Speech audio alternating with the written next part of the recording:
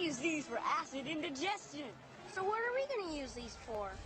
Intimidation.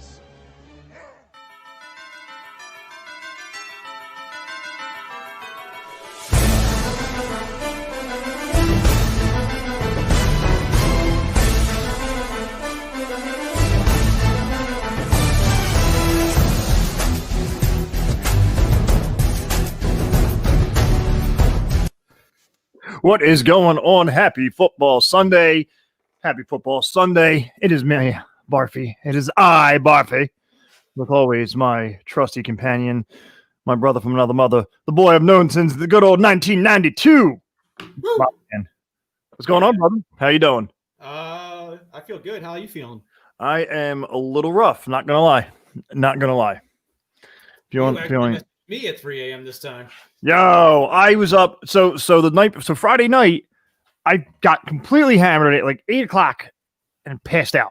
Woke up at 1:30 and I was up. And I stayed from 1:30 in the morning until about 5 a.m. this morning. That's all waiting for you there, buddy. Yeah, I know. It didn't work out last night. I didn't do the Saturday 3 a.m. thing. Yeah, no. I sat here. I purposely bought drinks. I had drinks with me. These drinks that make me go time traveling. Oh, God. I'm not endorsed by them, but these things are fucking delicious. Man. Yeah, we did the whole you go to the mall, before Xmas and whatnot, and so we went to the mall and we got nothing. We didn't buy anything. The lines were ridiculous. It was just like, we're not going to get anything. So it was like, we went home, we got everything online. Everything's going to be delivered to us. There you go. You don't have to, you're COVID safe. You don't have to deal with assholes and you don't have to fight for a parking spot. You just have to fight for not overspending on Amazon. Cause it's 35 cents cheaper. I can get it here. Well, yeah, so we did the shopping and whatnot online and whatnot. We had to come home. We had to assemble the bikes, assemble all that other Christmas stuff and everything like that. Our tree fell.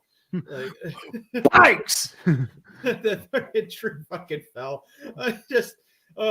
And the washing machine isn't working right. It's dancing. I was like, this Saturday sucks. So we started drinking early and then we ended up passing out early. I mean, just tell your old lady to get back to work if the wash machine ain't working right. Oh, she's gonna kill you on that one. Oh, stop it! Stop it! Hey, happy Football Sunday! Football Sunday. Here we go, guys. All right, so last fantasy football week for most people that are doing 13-week regular seasons. Some people sneak in that 14th week for regular season as well, but we will not be tuning in next week for week 14. This is the final show of the season. And so it's kind of go big or go home. We're not gonna do playoffs. Maybe, dude. Maybe. We got a lot of stuff going on, a lot of stuff on the plate right now. Just doing this right now is kind of like squeezing the schedule. I know. Your lovely fiance, the beautiful fiance. She is. She said, "Watch yourself." I think she's directing that towards you because I never do anything wrong. Oh, I don't know. All right, well let's get right into last week's recap of the shit show that was my picks. I had Josh Allen 17.5.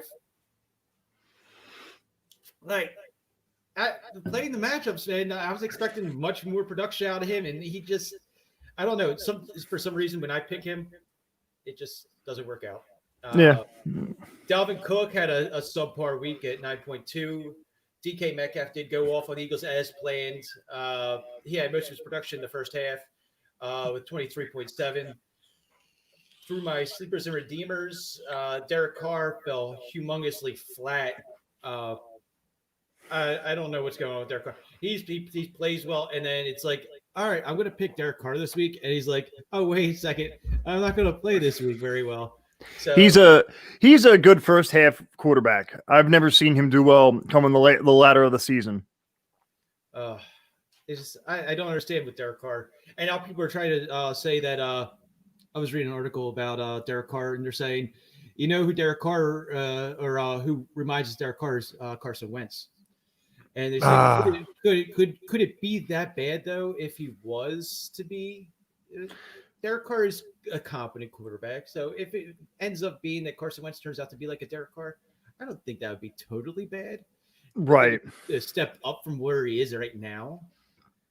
But anyways, my running back was Wayne Goldman, and I don't have his stat sheet number, but he had a good week. So I'm just gonna say he had a good week. Hey, Uh, hey, Monahan, real quick. I'm sorry, we're having a little technical difficulty. I got a message through one of the people watching. Go into your microphone settings again and make sure your echo cancellation is off. Echo cancellation is off. Make sure make sure it's on. Sorry. Yes, it is on. I'm sorry. Okay. All right, And it's then you're just getting a lot of room noise. It's fine. okay. Well, You sound fine to me. Yeah, I went back to the automatic volume setting. So. All right. So, Excellent. Yeah, that's probably it. So Devontae Parker at 19 or at 16.9, a solid week. My breakout flex was Jalen Rigger, and I thought this could be the week that Rigger was, if he was going to put something together, it would be this week against that piss poor pass defense, and did not do it with the 2.6. Yeah, I'm done with Eagles players. I'm over it. I'm over it. I think I'm about 8 weeks too late on this, but I'm over it. The last productive Eagles player was Fulgham, and they ended up putting him on the bench when Alshon came back, which is terrible. Absolutely terrible. Alshon needs to go. Well, he will. He will. All right, Barfy, let's hit your recappies. Let's hit this recappy. All right there, John. Let's talk about who we have. I definitely didn't save it right. Just take off my little ticker here. No. Take off my ticker. It didn't save. All right, so Tyson Hill, 9 completions, 122 combined yards. That's passing and running because he's awesome like that. 17 points. All right. So he's a bust. He was a bust for a quarterback. But guess what? If you have Matt Stafford, if you have any of those B-rated quarterbacks and those shitty-ass teams and you're starting them, it's exactly where he'd be. So if you played Carson Wentz, congratulations. You got 17 points. Oh. If you played what's his name out of the Browns, he only got 17 points. It's not a bad point. It's not amazing. It's not Big Ben numbers, but it's still good. Well, so in your defense, you could plug Taysom Hill in your tight end spot, and there you got 17 points from your tight end. Right. I mean, he does have a nice tight end. Oh. So 17 points. Well job for your second full NFL game. Good job, buddy. I'm rooting for you still. Wayne Gellman, 24 attempts, 94 yards, 15 points. Well done indeed, Wayne Gellman. However you say your fucking name. Go.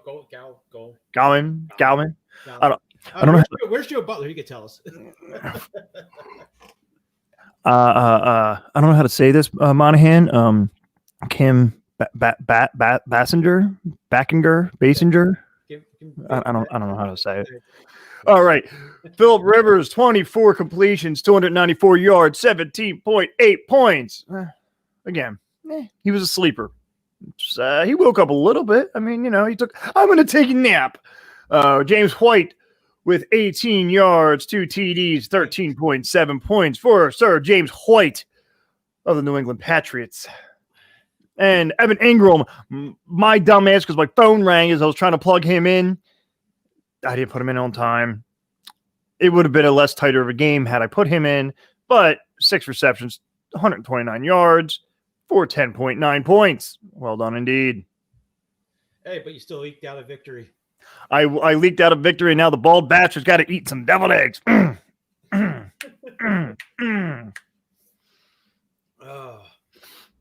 I don't think it was too bad.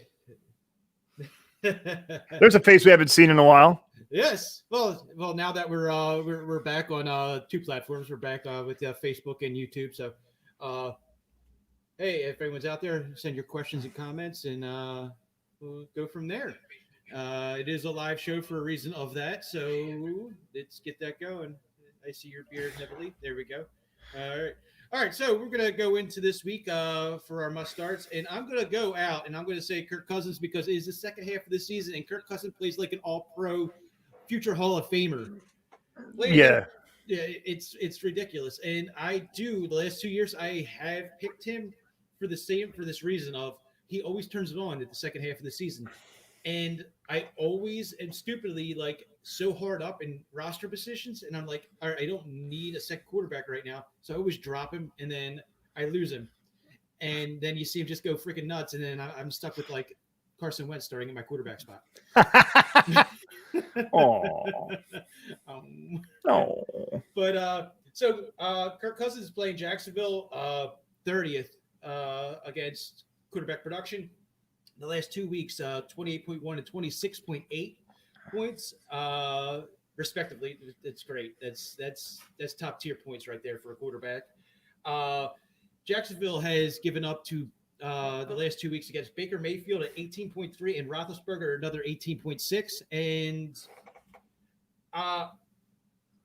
really that's kind of average. He eked out a victory. Eked. Yeah, if I leaked out a victory, I better call a doctor. Yeah, probably. That's probably the best bet. So with those points going on for Baker and Big Ben, it shows that Kirk Cousins' floor would be 18, which isn't too bad.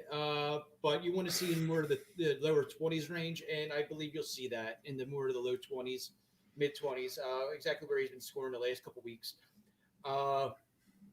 Yeah, so that's my must start quarterback, and your must start quarterback.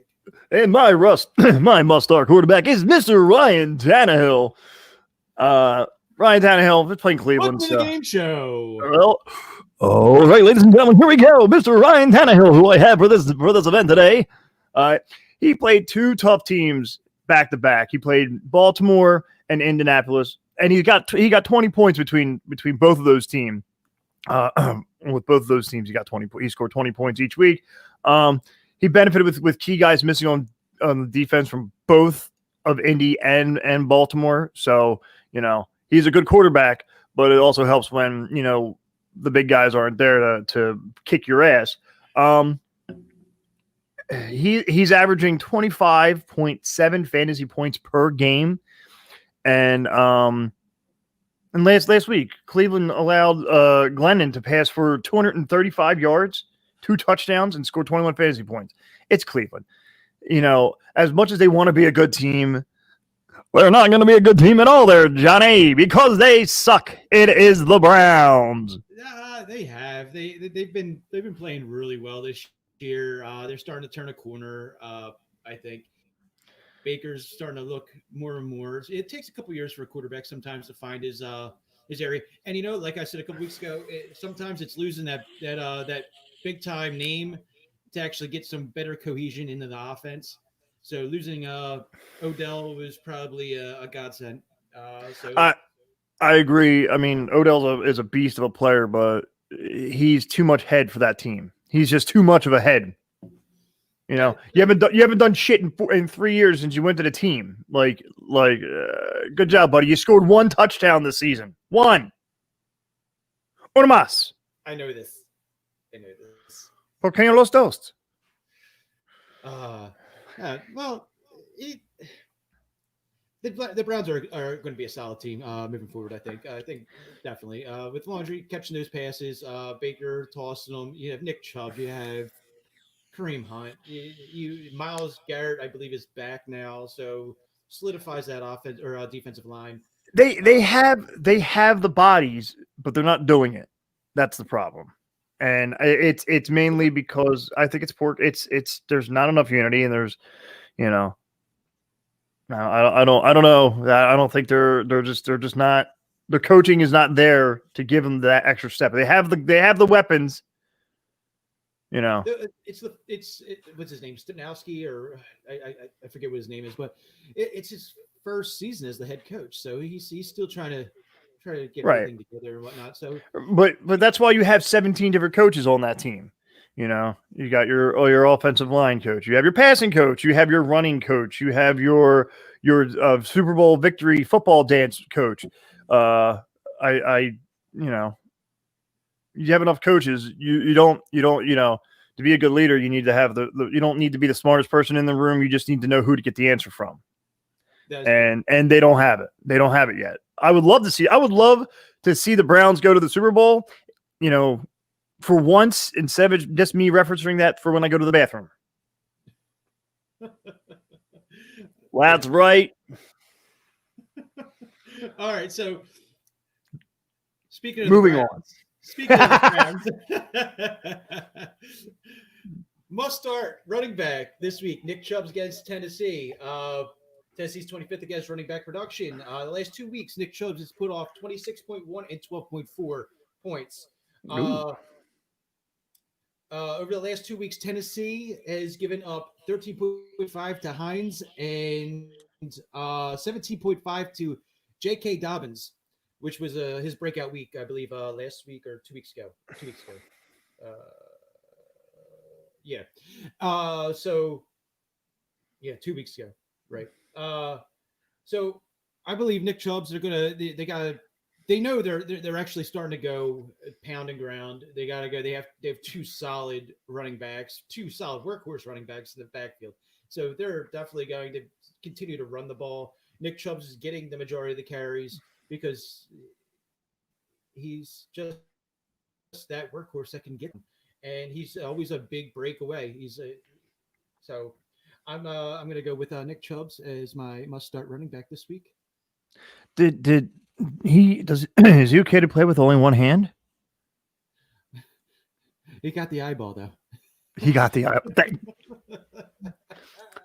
You're the damn alligator that took Chubb's head. Chubbs. Well, thanks for playing there, Monahan. Way to go. The price is wrong. Remember that gator that took your hand? Well, I took its eye. I took its head. Ah! All right, moving on. Here we go. I got as much as I'm going to rag on Philly because they have no offensive line. They have no passing because, the offensive line can't, hold the line long enough for Wentz to fucking look downfield. I'm going to go with Mr. Miles Sanders. It helps that Green Bay has allowed a running backs to score and gain over 100 total yards every game this season. So every game this year they've allowed 100 yards on one running back to get through. That means Peterson's going to actually commit to the running. No. 10 times a game, more than 10. Listen, Miles Sanders going to break a 99-yarder and then fall forward on the second run. Yeah, he literally needs to go boop. And that's a problem with Peterson. Doug Peterson does this, 80-20 split that he's been doing with pass to running. No, you're not going to see that. If Doug actually does when Philadelphia does at least a 60-40 split, at least, usually if it's 50-50 almost, more running than passing, they actually win games, Amazing. I mean, keep the defense fresh. Holy shit. Look who's here. Look who is here. I've only been asking for you for 2 weeks now. Joe Butler, how is it pronounced? Goldman or Gallman? Goldman, Gal Gadot. He's not good. And I think the Giants upset the Hawks, by the way, FYI. With Colt McCoy at quarterback, there is an upset victory for the Giants this week against Seahawks. I don't know, sir. I don't think so, Tim. I'm going to go with Seahawks in this one. Unless they take a baseball bat to DJ Metcalf. I don't know. I think they have better wide receivers than the Eagles. They have a better tight end than wide receiver than them. They're actually committed to actually running the ball. They have a solid defense. I believe that they slowed down DK Metcalf, which I guarantee is the focus of this game plan, is to slow down the freaking 6'4", 230-pound, 4.3 running wide receiver. That's part of the game plan, I'm going to say. Would that be it, Joe Judge? Yes, Joe Judge. Yes, the game plan would be slowing down DK Metcalf. What kind of Giants fan are you? You don't even know the names of your own players. I mean, of course, we have weird names like Artigo Whiteside and Faldium, so we can't say much either. Anyway, with Miles Sanders, let me get back because we went off on we derailed on that one. Thanks, Joe Butler. Way to roll the flow we had going. Sanders also has had at least 17 touches in consecutive games prior to Week 12. Eagles' offensive line is a mess, but Sanders should still be fine to play against the Packers. They just got to open up a fucking hole. None of this swing out and run. You're already winded and gassed out before you even make the turn. But it's the only way the Eagles can get 5 yards. Guy's got to run 25 yards just to gain 5 yards. But Miles Sanders, I think, is going to do that. They get rid of Peters. You take Peters out of the situation. You have Driscoll over right guard. You have Melita Coffee at left tackle, and you have Melita Coffee. At least a team. Weird names. Matilla. I can't. I don't know. Naga.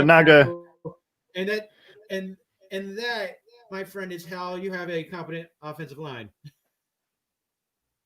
But anything for you, Joe Butler. You were my biggest fan. See you, bud. I'm your biggest fan. I'm your biggest fan, Joe. Excuse me. Okay, so all right, we are moving on. Wide receiver, I have Robert Woods. Versus Arizona. Okay. Now this could go one of two ways because it's been weird between him and Cooper Kupp. They've both been relatively productive, but Cooper Kupp is more on the side of boom or bust, and Woods has been more straight line productive. He's been pretty solid throughout. So must start Robert Woods against Arizona, 21st against wide receiver production. Over the last 2 weeks, he's had 12.3 and 25.6. Arizona with 7.7 to Jacoby Myers and Tyler Lockett with 17.2 over the last 2 weeks. So I believe the stat line will probably be around 15 points for Robert Woods this week for production-wise. Being if we don't get a heavy dose of Cooper Kupp, which flips the script for the boom and bust of Cooper Kupp. But right. Robert Woods against Arizona, I definitely think is the play. Good call. Good call. All right. All right. Yeah.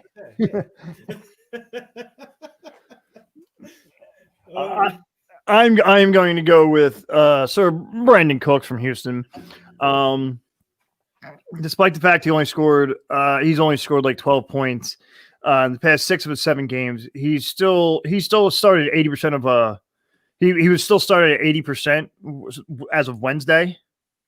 Now that number will change if now that Will Fuller is suspended, he's out.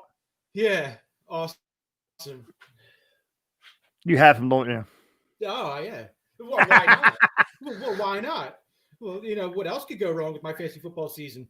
My best wide receiver goes out on freaking suspension because he decided to take the wrong blue pill. I mean, yeah. So, well, that sucks. So, yeah, get Brandon Cooks. And because if now that Fuller is out, hopefully Cooks will continue to be the number 1 receiver for Deshaun Watson. That's what I think. And sorry for the fact that you really suck at picking players that, suck at life.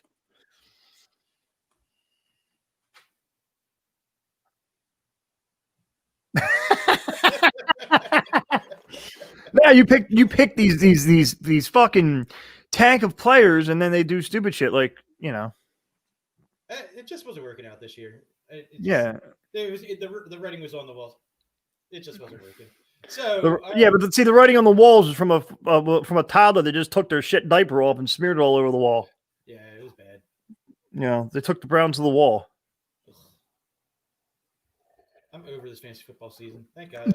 Dude, this has been by far out of the, I don't know. I've been doing fantasy for almost 10 years now, and you've been doing fantasy since before you knew actually how to say the word. This season has been by far the weirdest season because of COVID and in general, like no name players coming out of left field, just making a killing. Big name players fucking taking a shit, taking the Browns to the Super Bowl, as I might say, and it's been an awkward season at all. Like I can't put a finger on it on like what the hell. I mean, no training camp, no off season, no. It's been weird. Like you have players going down constantly, ACL tears. You have constant hamstring pulls. This that everyone's getting hurt. You have the COVID games getting switched, stretched out over the week and everything like that, which makes everything even more weird. They should have literally, and I mean it would screw us fantasy people, but they should have literally gone, if you got COVID and we have to switch the game, forfeit. That's it. They should never have made what was it, the Broncos, the Broncos game. They should never have played that game. They shouldn't have played that freaking Baltimore game. Yeah, that was a terrible game. So now they're moving all the schedules around this week just to make it good for so everybody gets a little bit of rest. No, I feel football should be more like hockey. Yeah, was it? Is it Detroit playing? Someone that was playing on Thanksgiving. Just hold on one second. We'll get right to that.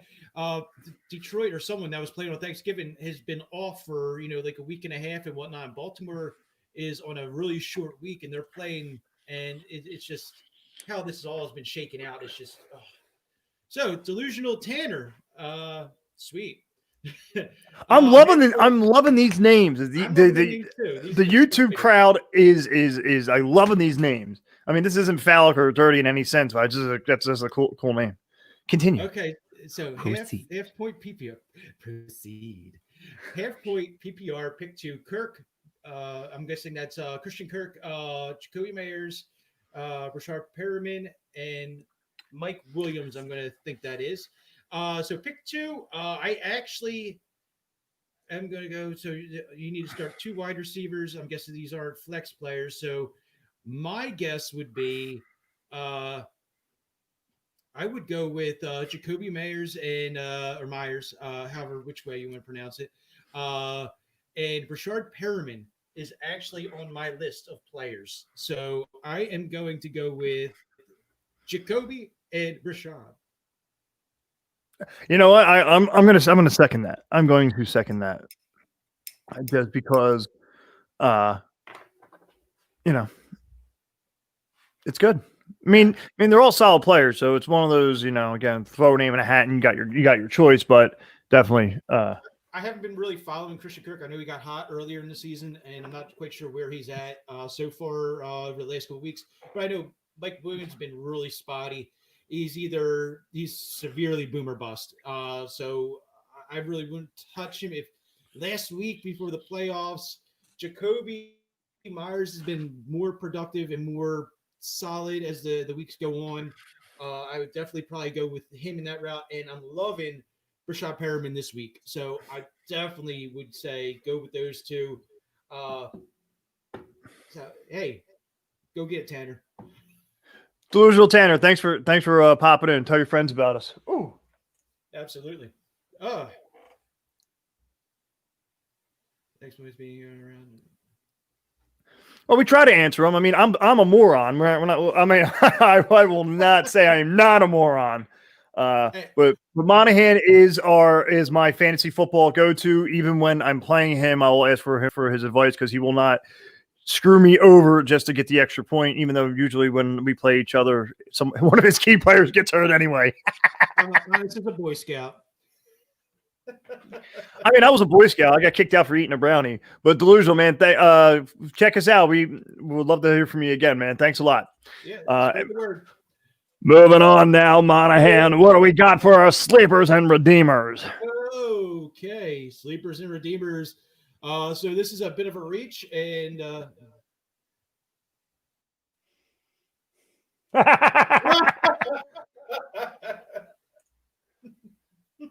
This right here is what I want to see. we're here for fantasy football. We're here for fantasy football, but at the same time, you can go anywhere. You can go on watch your television for guys talking about fantasy football. But it's this right here saying funny as hell. We're here to make it fun, light of The it. interaction is great. Just keep it coming. We're having fun doing this, guys. You're gonna have fun doing it. So don't we all, I guess. You have to check out our onlyfans.com/Barfy and the Bastard Brigade for a love stream. Every Tuesday night at 9:00. Oh God, I wish I had my soundboard up so I could play my sexy sax song. All right, moving on now. Going down to our sleepers and redeemers. All right, Show us what you got, Monahan. All right, welcome to the show. That's the wrong button. That's the wrong button. There we go. Sleepers Redeemer, Mitch Trubisky going against Detroit. Detroit is 26th against quarterback production. I know we got a big dick Nick fan right over there. So, but Trubisky, we get an echo again? Yeah. But all right, so Trubisky with 21.6 last week. I believe he's going to keep this rolling. He's redeeming himself. Matt Nagy sucks, the head coach. He's just they should never, as much as I wanted to see Nick Foles succeed, they really should never have pulled Trubisky to begin with. They should have never played Trubisky from the start of the season. I don't like him. I think he's a horrible quarterback. He'd fit well in Philadelphia. I think I think Trubisky, young quarterback, he has a head coach that didn't want him, so that just screws him even more. So Daddy doesn't want me. Yeah, the head coach didn't want him, so, right? So he's wanted to bring his own guy in. So he brings in Nick Foles.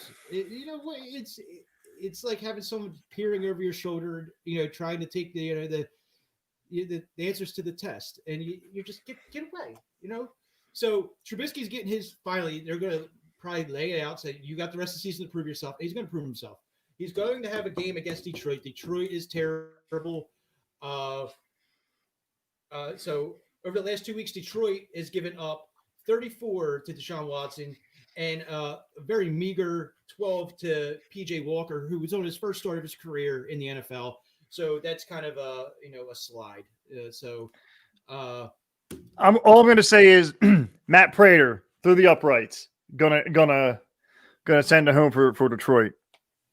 That's how it's going to be. They're both not so good teams, and just like Philadelphia, Detroit likes to play to the team, and they like to fail at the end. So I'm going to say it's going to come to the very end, and then Matt Prater's going to be like, ploop, and it's good. And I hit my mic. We'll see. As long as Trubisky throws up, 20 points, everyone will be happy. Yeah, unfortunately, yeah. Luckily with fantasy, it doesn't matter if the team wins or loses, just as long as your guy gets the points. Yeah, exactly, and he's going to get his points. There you go. So we're going to go to yours. I'm going with Phillip Rivers. New name I haven't used in a while or ever here. He's attempted at least 36 passes in 4 games in a row now. We'll see. He's going to be forced to throw this week against Houston. Houston's actually starting to step up, even though they suck. Texans haven't allowed multiple passing touchdowns in a game since week 7. Rivers is either he's hot or not. He's kind of like a Cousins, I feel, but but 3 of the last 4 opposing quarterbacks for Houston have at least 295 passing yards. It also helps that one of their cornerbacks, Bradley Roby, is suspended also, so that will help them. Yes. So I mean, and here's where I'm putting it at. If you're especially with sleepers and redeemers in this category, you got a guy out. It's clutch. If you win, you're in the playoffs. You're not. You got a good gamble here. I feel Houston's not the greatest team. Rivers is a seasoned quarterback. He knows how to handle pressure and things of that nature. Since now every team is fighting for playoff spots. So I feel that this is he could be a clutch guy, or I call senior season. I'm sorry. And he's got a hell of a head coach backing him up in Reich. Right. So there you go. That's all I have for Philip Rivers there, Monahan. All right. Well, we're going to bring our next contestant into the game show. Moving on to running backs. Damian Harris playing the Superchargers. So with Damian Harris against the Chargers, they're 24th against running back productions. Harris's last 2 weeks, the 4.7 and 11.9, he's definitely in the redeemer category for this.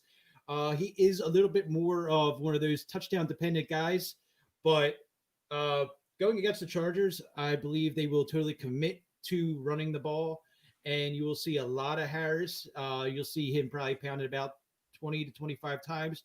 He's going to average more than 25 or 12. He's going to average more than 4 yards per carry, and he's going to get that touchdown. So I believe it's going to look at more like an 80 yards to with a touchdown sprinkled in there, and we are going to have a good time doing that.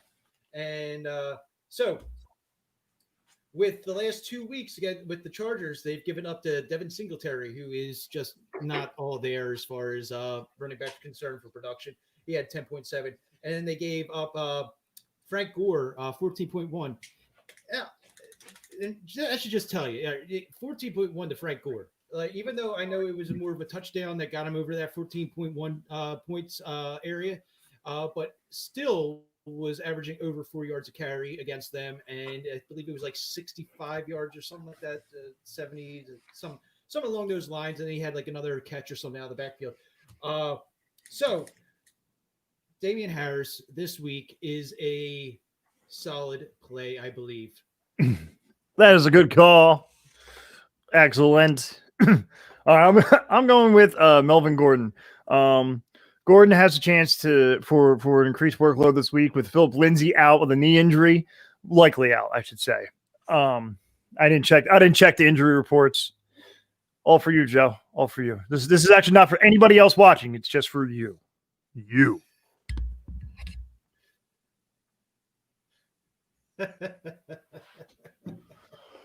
So now that Philip Lindsay's out, was likely out with a knee injury, it could lead to a great game for Gordon. He'll also benefit with Drew Lock back under center after being out last week. He's placed on the COVID list. Gordon has 5 games this season with at least 15 total touches. He scored at least 11 points in all of those in all those games. And while averaging 16.8 points over the entire season, Gordon has 17 carries, 68 yards, and a touchdown, along with 2 catches for 12 yards on 4 targets against the Chiefs in Week 7. So maybe he can bring that magic back for their recant against KC this week. Okay. All right. All right. I still can't. It still looks weird saying Melvin Gordon for Denver. It's so weird. Yeah. Get over it. Totally got to get over it. All right, moving to Sleepers Redeemers wide receiver Michael Pittman Jr. going against Houston. Now, with Michael Pittman, he got hot for a couple weeks. He's cooled off. He's kind of like, I think it might have something to coincide with T.Y. Hilton coming back in the lineup. But like Barfy said, Rivers is going to throw the ball, and they're going to have a game plan that's got to get into their biggest playmaker's hands, and that is Michael Pittman Jr. Even though T.Y. Hilton's still there, he's still a guy that's going to take the top off of a defense. But I believe Michael Pittman Jr. is going to be the guy that's going to do so. Houston is 23rd against wide receiver production, and over the last 2 weeks, Michael Pittman Jr. with 15.1 and 3.8. We'll take a pause here. Good morning. Hello, how are you? Standard League, Chubb, Hunt, Taylor, also 3 wide receivers, Lockett, Thomas, Allen, Kupp. Oh, man, that is something else. Standard League also. So, all right, so you definitely want to go oh, man. All right, so you definitely want to go Chubb. Definitely yes. Chubb. 2 running backs. You can't go Hunt if you're going to go Chubb. And Hunt is more of a PPR kind of guy. And Taylor is that backfield. So you have Hines, you have Wilkins, you have Taylor. It goes to the hot hand, and Hines seems to be the guy that gets more of the leeway as far as production is concerned. You might have to dip into that free agent pool and find hopefully a better matchup. But through the guys that you're giving me, I'd hate to say you might have to play Chubb and Hunt. I wouldn't go Taylor. Taylor hasn't.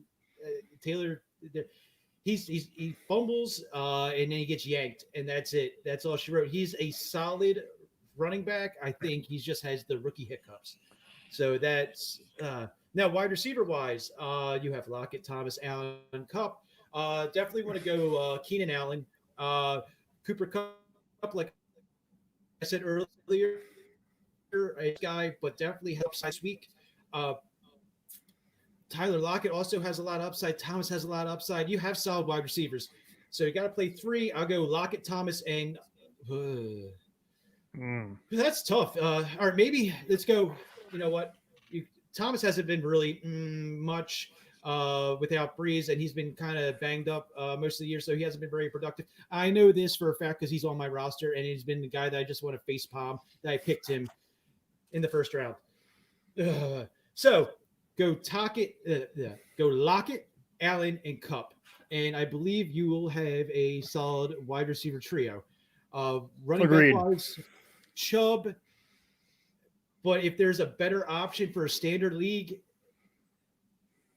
on the free agent pool that you may have, there might be a better sleeper out there than say Hunt or Taylor. But if you don't go Hunt, play the dual back system and say, hey, ride it till it dies. All right. I don't know much with I don't know the standard league, so I just have to say, I mean, no matter what I'd play Chubb. And yes, Lockett, Thomas, and Cup, obviously. Those are those that I would say, but I don't know standard leagues well, so I can't put my 2 cents. I can just be a slapped ass. So John Wright, thanks for hitting us up on that. All right, we have another person on line 2, aka YouTube. So this is from Joe Agostino. Jesus Christ. Oh, yes, there it is. CEH. I'm not quite sure who that is. No clue. JT. There's so many JTs in the NFL. I'm not quite sure on that either. Jalen, no. And which Gibson? Oh, Antonio Gibson. Okay, so Mostert or Gibson. All right, so I'm guessing this is a flex positional thing. I'm going to say JT is Taylor, possibly. And how many Taylors are there in the NFL? Jeez. CEH, I'm not quite even sure who that could possibly be off the top of my head. But if you're going to pick two, and this is a flex positional kind of thing, Antonio Gibson's hot, Mostert's solid. If that JT is Taylor, don't touch him. CEH, I can't say off the top of my head who CEH. I don't. Keenan Ivory Williams. No, that's completely off. No, I don't. All right, so out of the three that I know that I think you're talking about, I would definitely go Mostert or Gibson. Joseph, if you're still here, Joseph, you're still watching, give me some clarification on the initials. I would appreciate it. Absolutely, and I'll give you a better answer as far as CEH. I can't read today, but this is CEH. Edwards Hilaire is duh. I heard that Edwards Hilaire, he's COVID. I came across something that he's banged up possibly, or COVID, or something along the lines. Either way, Hilaire hasn't been startable in a couple weeks, I believe.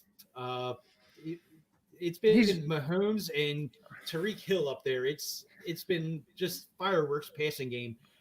So I definitely go Mostert and Gibson. Picking two, definitely. So there you go, Joe. Thank you, John, for the assist on that. Thank you, John, for the assist. Keep the questions coming. Hey, this is the most active we've been in a couple of weeks, and I'm loving it. I like this better than just us talking, being slapped asses. So yeah. Keep that ish coming. Yeah, absolutely. All right, so to get back to Michael Pittman Jr., went over Houston. All right. So over the last 2 weeks, Houston has given up 7.8 to Marvin Jones Jr. and 5.3 to Jacoby Meyers. Uh, Now with Houston, with Romeo Crennel running the show and everything like that, Houston's defenses seem to turn a bit of a corner. But I believe Frank Reich will game plan to the strengths, and you will see a lot of between the hash throws to Michael Pittman Jr. So he's gonna get a lot of the PPR points, and he's going to have a pretty decent game. I believe they're going to focus a lot on not allowing T.Y. Hilton to take the top off. So Michael Pittman Jr. will definitely be a solid play against Houston. I think we're going to see a bit of a high scoring game out of this. So it might end up being like more of a. I think Houston could pull like a. I wouldn't say this would be an upset. Record wise, it would be an upset if Houston was to beat them, but I believe Houston comes out victorious, especially after the fireworks show we saw last week or on Thanksgiving or with Deshaun Watson. David Johnson's also back. He's off the reserve list, and so it's going to be a fireworks game. Because, baby, you're a firework. Come on, okay. Moving on now. Thank you, Katie. I'm going with Devontae Parker with going against Cincinnati because, well, Bengals have allowed 9 receivers to score at least 12 points in their past 5 games, 8 touchdowns scored overall in the span. This defense should allow Parker to have a good game. And it'd be great if Ryan Fitzpatrick would start because I don't want to see Tua Tagovailoa with his little thumb injury. Even if Tagovailoa is playing, he knows the future Parker. He knows. He's as much as possible. He has at least 7 targets for 4 games in a row with Fitzpatrick, and Parker he is not starting this week though. But Parker's a borderline top 10 fantasy receiver in all the leagues, and he's still a quality starting option even if Tagovailoa does return. I'm impressed that you pronounced his name right because I don't. I just call him Tua because I don't want to test it. I mean, his name sounds like a venereal disease. Tagovailoa. That's definitely the pill you take after you get syphilis. Do you have a burning? Does it burn when you pee? Here, take Tagovailoa. Tagovailoa has side effects of the runs, diarrhea, loss of mind, impotency, and you might start smelling like a goat.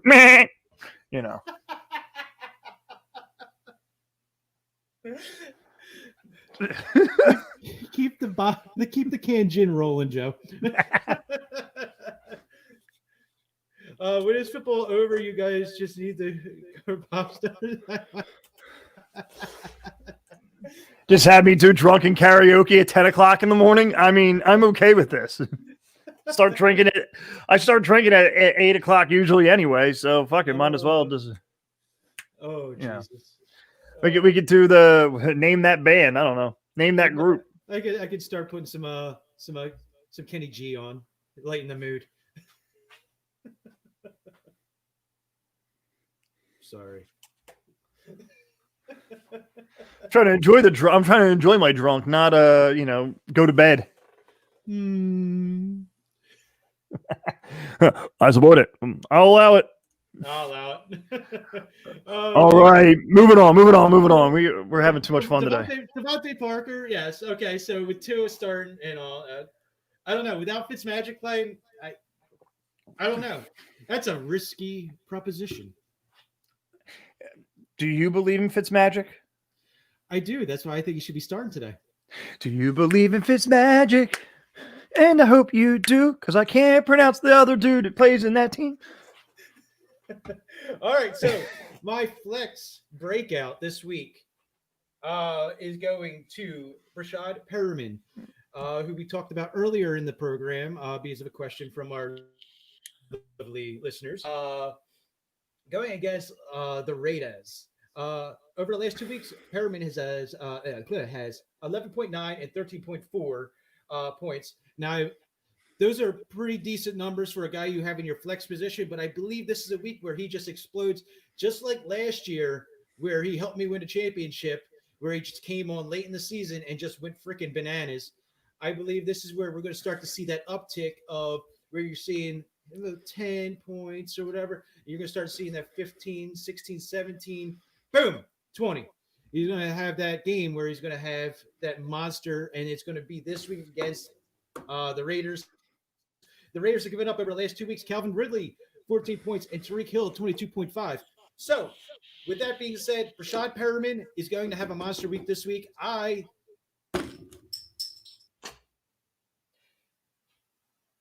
play him. 7 hours later, Perriman out with a high ankle sprain. That would be the story. That would be it. He caught the sniffles before game time. Yes.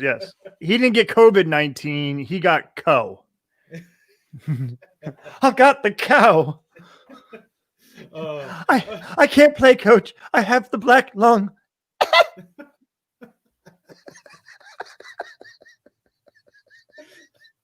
What's wrong with you?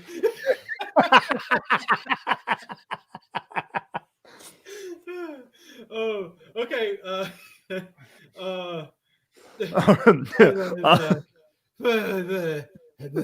Okay. Well, of course, we have to have a freaking Eagles player this week just to justify how much homers we fucking are. Actually, this is my second Eagle this week. Is it? Yeah, I had Miles Sanders earlier. Glad you paid. The fuck. Listen, but Dallas actually was the one that the only person that actually had a decent week last week.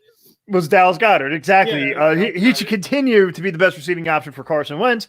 He's had 22 targets in the past 3 games, scoring at least 18 points in his last 2 outings against Cleveland and Seattle. Packers have only allowed 3 touchdowns to tight ends this season, but 2 of them came in week 11 against the Colts. So the fact that the Eagles have nothing, play Dallas Goedert, you might get some points. That's it. Who's he going to throw to? Do you know? You don't throw down fucking field. You need to just go 5 and out. Just go boop, 5 yards, boop, 5 yards, boop, 5 yards. You don't need the long ball. You also don't need to run. If you're going to run the ball, you don't need to run it right up the middle every time. You can go out once in a while, but guess what? If you run to the outside every fucking play, they're going to know what you're doing. Well, what pisses me off the most about fucking Eagles schemes is this is supposed to be a West Coast offense. It's supposed to be quick hitting. I don't care if the freaking offensive line can't hold a goddamn block. It's supposed to be in and out, 5-step drop, shotgun, whatever. It's supposed to be crossing routes. It's supposed to be short little, it's supposed to be quick, rapid, get down, boom, boom, boom. And then maybe take the long ball every once in a blue moon. It's not that you're taking 7-step fucking drops with the offensive line that's leaking and you can't get downfield because you don't got the fucking time. So get back to West Coast offense shit. Start doing screen passes. Start doing that kind of shit that's supposed to fucking be little chunk yard plays, everything like that. If you're not going to run the ball, at least do screen passes to your damn running back because that's how it's supposed to fucking work. You good? I'm sorry. Monahan, remember your pills? Fucking embarrassing! God damn it! I'm out of coffee too. See, that's why you got to get one of these big cups. That's why you got to get one of these big cups, man. Oh Jesus! Yeah. Okay. You're in the woods. You're in the woods with Heather Locklear, and you're warm, very warm. All right, moving on. So that's what I get. So that's what I feel about Dallas Goedert. If you're going to have to pick an Eagles player, you pretty much only have 2 choices, Dallas Goedert and Miles Davis. Sanders, Miles Davis. You ain't cool unless you piss your pants. If peeing your pants is cool, consider me Miles Davis. So pretty much take Sammy Davis Jr., Miles Davis, and go join the Rat Pack. Nice. Hey man, gotta keep it cool. Right. Follow the naked Indian through the desert with Jim Morrison. All right, so this is going a little bit more than usual. So here we go. We're going to go with bet of the week, and I have the Saints giving 3 points to Atlanta. I think, the Saints win by more than a touchdown. So, yeah, I think it's a safe bet. There you go. Yes. I'm going Seattle is going to pummel New York. Pummel them. Oh, Joe Butler ain't going like that. I don't get. I love you, Joe Butler. I love you. Call me. I'm sorry. The NFC least is not. You saw what they did to Philadelphia. Philadelphia started strong and then just got mollywopped. And I don't see New York doing any better. So I would. This is a risky bet. Yes, this is a risky bet, but I feel that this would pay off in the end. Okay. I believe it's going to be a closer game than that. But hey, you've been hitting more than I have, so. And I'm not a gambler, so I'm just looking at it, doing research, and I watch the film. And when I do, and also everything I've done today, I've written down as a product of me at 2:00 in the morning, drinking gin and talking to our media girl who does all of our branding and all that shit. Talking to her as I was doing the whole thing. And that we need big coffee cups with the brand on it. Yes, we do. We need to get our merch store going, which will be coming up. So this is our Final Fantasy football show, as you said. We'll see. We might surprise you guys with a playoff special. I don't know. We got a lot going on. We got with Christmas coming up. My wedding's coming up. Something in. We can squeeze something in. But as far as I know, I can't promise anything. And I'm really sorry, guys. Yeah, blame it on him. I don't have a life like, I'm not getting married and I don't really celebrate the holidays except for, on Christmas Eve. So, but I'm also moving out of my lair. So this will be probably our Final Fantasy football live stream till the new year. Once we come back with Monahan's little treat of last second sports. And we have a couple other ditties coming along. We're going to have a new gadget segment that we're working on called Here's a Nice Piece of Shit. And we're going to see what's out there. But I feel we might be able to do some sports until the Super Bowl. At least we can come back and do some sports talk, even sports gathering. Yeah, sports talk. Like Garfield had said, we are going to be moving on from just regular fantasy show to something that we're going to try to produce a couple segments, short, 15, 20-minute segments, hot takes and stuff like that, called Last Second Sports. We will try to keep doing a live cast on Sundays for questions and comments and stuff like that. But being that once football season wraps, we're more along lines of football topics and stuff like that. I do a little basketball. I'm not much for golf or baseball. Joe's more follows baseball. I follow baseball. I follow golf. Hockey. Yes. I mean, I know something about hockey. So. I mean, the only problem is if we talk about hockey, we're gonna spend half the show trying to pronounce their last names. Yes. Because you got people named Gauthier and shit like that, and like whatever happened to like Smith, I mean, it looks shitty on the back of a hockey jersey, but I don't need to see half the Russian alphabet on someone's back, on their sweater. We have many things in the pipeline. So and guys, just definitely tune in. We do have a podcast, a weekly podcast that comes out at Tuesday at 9:00 or 10:00. Tuesdays. It depends on how I'm feeling. It depends on how sober I am to edit the show down. Night. Sometime Tuesday Wednesday morning nights, we do have for your commute to work Wednesday morning. For us who get up at 4:00 in the morning. Check us out, Barfing the Bash Brigade, here on YouTube and Facebook. Also, you can check us out at anchor.fm/BATBB. And if you'd like to support, type that in there and add a /support at the end. Become a monthly contributor, be part of the Bash Brigade. You could be on this show with us, whether it's through this live stream or be a guest on the actual audio podcast that we have. But if not, check us out, Apple Podcasts, Spotify, Your Mother's Ass, Overcast, your computer on my computer. I sweat a lot. I'm fucking fat, you know, like sexiness just radiates out of me.